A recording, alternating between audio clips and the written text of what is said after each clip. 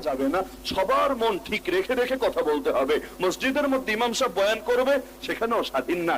ইমাম মানে নেতা, কিন্তু বাংলাদেশে ইমাম মানে হইল সভাপতি আর সেক্রেটারির কর্মচারী। এখন সভাপতি আর সেক্রেটারি যা বলবে ইমামকে তা করতে হবে। যদি বলে হুজুর এই বিষয়ে বয়ান করা যাবে না, তিনি বয়ান করতে পারবেন না। এমনকি যদি বলে হুজুর মাজলুম উম্মতের জন্য দোয়া করতে পারবেন না, ফিলিস্তিনিরা মরলে মরুক, আপনি দোয়া করতে পারবেন না, কাশ্মীরিরা মরলে মরুক, তাদের নাম মুখে আনতে পারবেন না, না হলে ছেলেপেলেরা মিসগাইড হতে পারে, না হলে টেরোরিজম ছড়ায় যেতে পারে, না হলে এক্সট্রিমিজমে ছেলেরা দীক্ষিত হয়ে যেতে পারে, সুতরাং এগুলো মুখে আনতে পারবেন না।